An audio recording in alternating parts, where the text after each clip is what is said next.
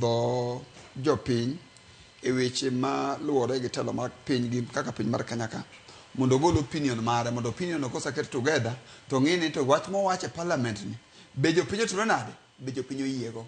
Now mane kaka obed ni time public koro nego bed ni kidhi tidhi kinyisi ni in the matter aneno kondike gazette kan in the matter of the public in the removal from office kata golo peace jalup ker Rigathi Gachagua.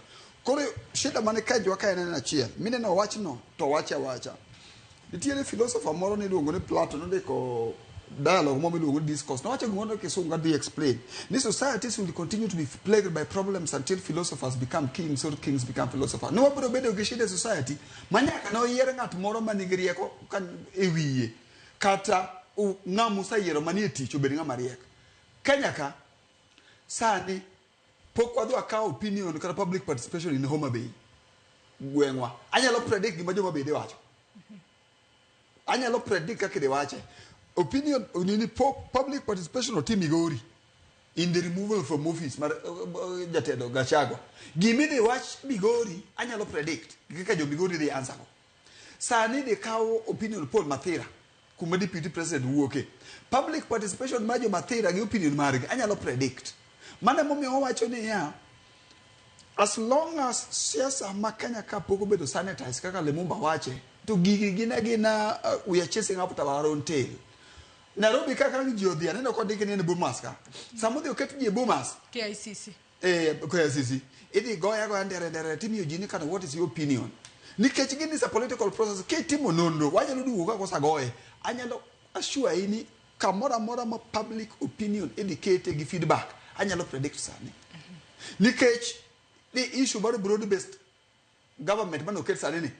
Kamora chiel kende central no minya wacho ni maybe opinion opogore lakini ne central no mano luongo ni central province chon bede yiro nikech nitiere gwandruok gi mani chungwa ndini nyoro weche mang'eny e yoro idero ka sama gini the team influence the bedo the point ene ni ya the moment ma siasa osakaw dimension mora mora Kenya ka wanyalo predict kuma dhi public participation and tiyo gi jo piny sani as a flower guy unfortunately. Nikech ndalo moko ne akete ka mono bile no wach mar constitution cha to jok moko wacho ni an Raila kosa somo to ka somo magi are not new things.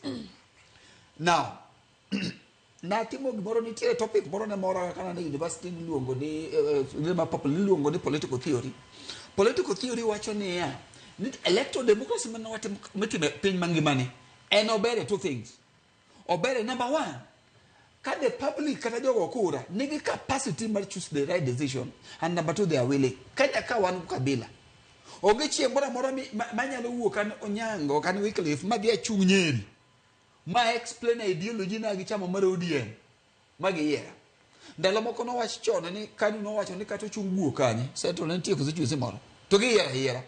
That is the nature of politics. Mane gima wan but gima be moro achiel kata ben pod wan gi trouble weche mag GNC oketo ni nitiere dok chako wuok e jo piny mos oko bi wuok dichiel lakini chako wuok mos nikech sani koro wan e process moro ma gimi de time onge gima biro time be onge but wakwayo jo piny ni sabumi public participation mo bi opportunity no dio nikech issue mabe nitie Kenya ka joma dhi e onge unless gibedo mobile baka kiwinjo ni page cha ni koro ng'ato wuoka e uso mende e paya ma Omabei no wuoko dhi e public participation ni dware ko ku mobilize ji manitiere wach moro ma chae moro wuoke to ke yudo ji apart tem winjo issue man Kenya ka to ka abedo mobilize mondo dhi e public participation mangiso ni I have an interest issues gi ma pod mako kaka jo piny Kenya ka koro ka wabunge oamua ni impeach